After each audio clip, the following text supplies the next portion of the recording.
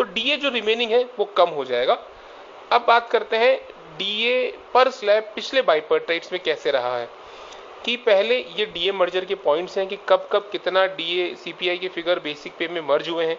इस बार 8088 पॉइंट्स मर्ज हो रहे हैं, यानी 30.38% डीए बेसिक पे मर्ज होने वाला है।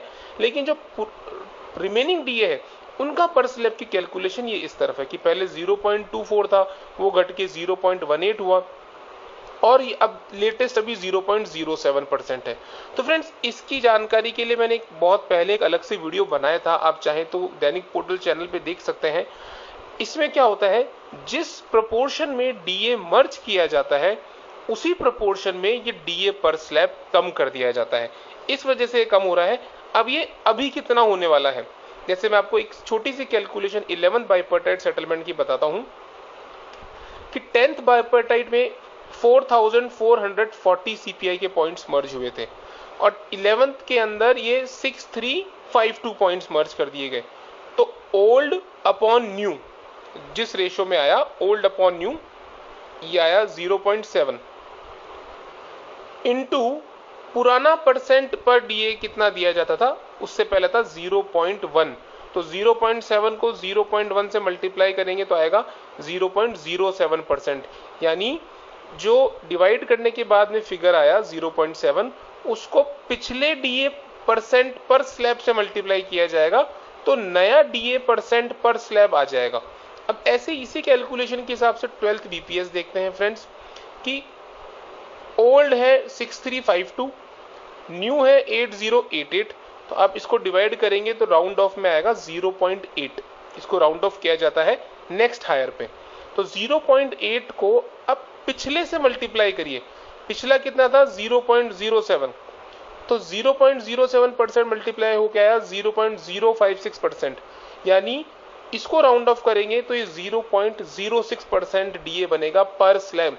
यानी अभी जो पर स्लैब 0.07% डीए दिया जा रहा है 11th बाइपर्टाइट में, वो चेंज हो जाएगा 0.06% 12th बीपीएस में।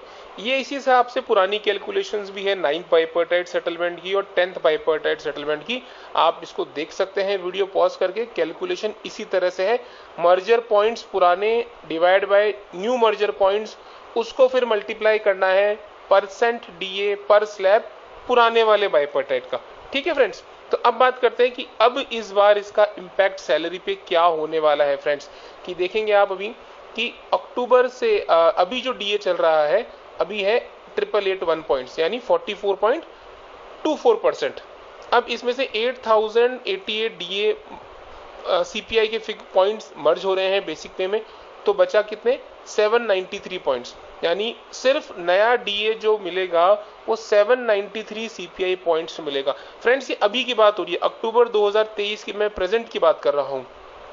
तो हर 4 पॉइंट पे एक स्लैब बनता है, तो टोटल स्लैब्स हो गए 198। अब जैसा कि मैंने आपको कैलकुलेशन करके बताया कि पर स्लैब अब 0.06% डीए मिलेगा, तो 198 को जब आप 0.06 से मल्टीप्लाई करेंगे तो आएगा 11.88%। यानी आज की तारीख में अगस्त 2023 में जो डीए 44.24% है, उसमें से 30.38% डीए मर्ज करने के बाद में 11.88% डीए बचेगा। फ्रेंड्स, ये होगा revised DA, remaining DA after DA merger.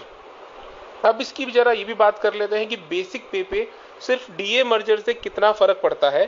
तो जैसे मान लेते हैं कि अभी बेसिक पे सपोज किसी की 100 रुपीज है और उसको अभी 44.24% डीए मिलने पे 144 रुपए 144.24 रुपीज की सैलरी मिल रही है। तो पोस्ट मर्जर की डीए मर्जर से कितना इंपैक्ट आया, सबसे पहले तो हम डीए मर्ज कर देंगे 30.38%, यानी 100 रुपए में एज इट इज आपकी जो भी बेसिक पे है आप कैलकुलेट कर लीजिए, उस बेसिक पे में 30.38% डीए मर्ज कर दीजिए, तो आपकी रिवाइज्ड बेसिक पे आ गई। अभी ये फाइनल बेसिक पे नहीं है फ्रेंड्स, इस पे लोड फैक्टर होगा जो आगे होगा फ्यूचर में, जैसे जैसे बाइपर्टाइट प्रोग्रेस करेगा वैसे लोड फैक्टर की भी बातें आएगी। लोड फैक्टर के बाद में फाइनल बेसिक पे होगा। ये सिर्फ एक कैलकुलेशन है कि सिर्फ डीए मर्जर से कितना इफेक्ट पड़ेगा। तो रिवाइज्ड बेसिक हो गई आपकी 130.38। अब इस पे 11.88% डीए आज की तारीख में अगर मैं लगाता हूं तो सैलरी है 145.87, यानी 1.1% इंक्रीज इन सैलरी। तो यानी फ्रेंड्स सिर्फ डीए मर्जर से भी सैलरी बढ़ती है, लेकिन बहुत ही कम बढ़ती है, 1.1% सैलरी बढ़ती है। तो डीए मर्जर कोई बड़ा अचीवमेंट नहीं है, सैलरी में ज्यादा इंक्रीज नहीं होता है। ये एक नॉर्मल बेसिक सी चीज है जो इस बार कोई नई चीज नहीं है जो इस बाइपर्टाइट में हो रही है। ये हमेशा डीए मर्जर होता है, लेकिन इससे भी सैलरी थोड़ा बहुत